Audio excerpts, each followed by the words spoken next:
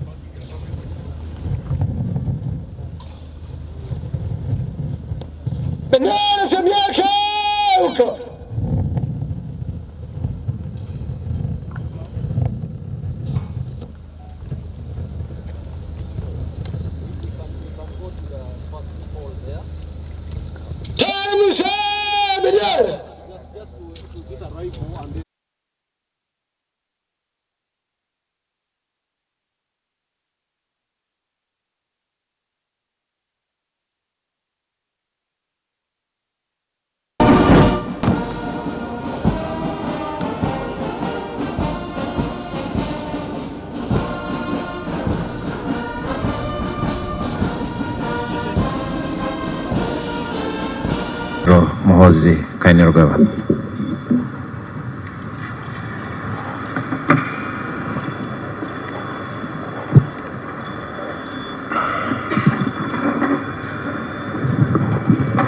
The Inspector General of Police,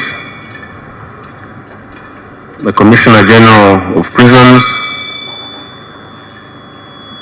the Permanent Secretary, Ministry of Foreign Affairs, the Commander Land Forces, Commander Air Force,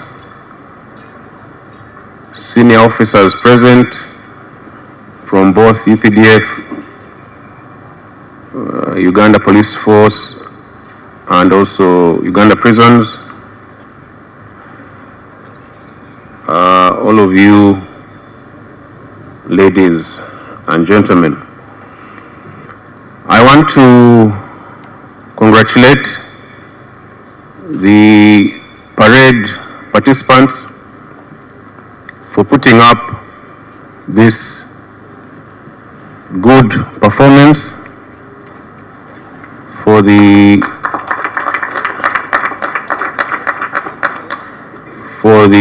final rehearsal before D-Day, which will be Tuesday next week, the 12th of May.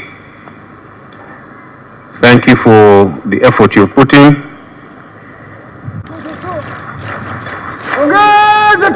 Commander, I thank his the parade twice and all the commanders for the effort they've put in to make this parade what it is. However, there are some few points of correction that I think you should look into. I saw a bit of issues with timing between the band and some of the marching, especially when they were the flag. They were bringing the flag down the first time. There was a bit of mistiming here with those who had come to remove the flag. Then I also noticed a bit of the parade stopped playing music for some time when the president was inspecting the parade. The music should be continuous once the inspection is going on. There shouldn't be any breaks. It should be continuous mpaka anamaliza kukagua gwaride na anarudi hapa kwa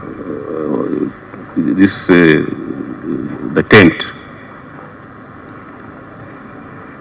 So please note that. Then I saw some of my tunes are missing. Maimbo yangu mawili sijasikia. So Kano Sentongo, please make sure my songs are included, the usual ones that you know.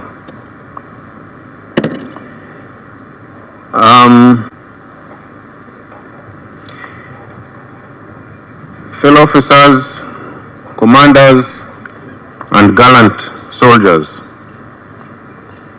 today as we stand on this parade ground during the final rehearsal before the inauguration ceremony, I want to commend each one of you for the discipline, dedication, and professionalism you have demonstrated throughout these preparations.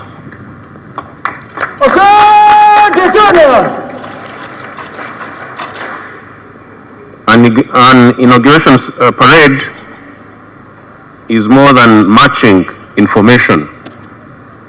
It is a symbol of the strength, unity, and pride of our nation. Every step you take, every salute you render, and every movement you execute reflects the character and readiness of our armed forces. Before the country and the entire world, I urge you to give your very best on Tuesday, on the swearing-in parade of the new president. Let your turnout be sharp. Turnout. I always emphasize turnout. Your uniform must be immaculate, and your drill must be impeccable. And we shouldn't have these small mistakes that I just pointed out. Your timing precise and your spirit unwavering. Let's not have cases of people beginning to collapse. That is like I saw in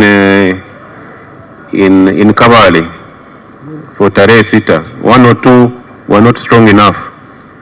Let's not have that on Tuesday. Rule, discipline, teamwork, and attention to detail. The people who will witness the ceremony must see a force that is confident, organized, and proud to serve its nation.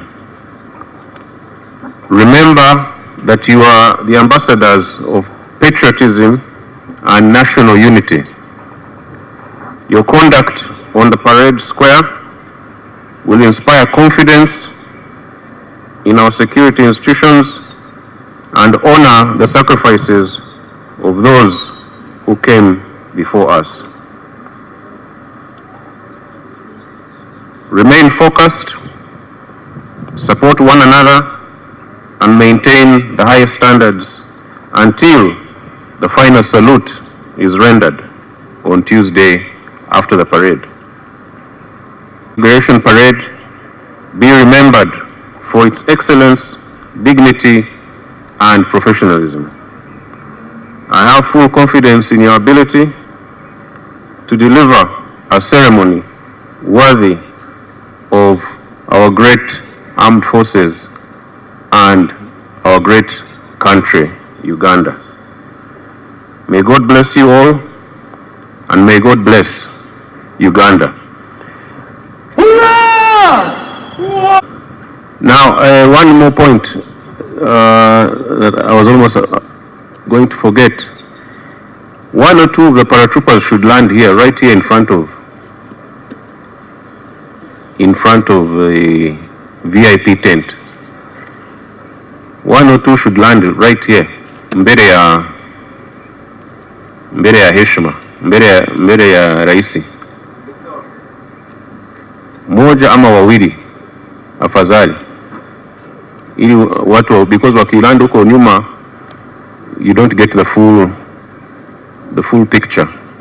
So make that correction for Tuesday. Otherwise, I thank you a lot and we look forward to an excellent parade. Asante sana. Thank you.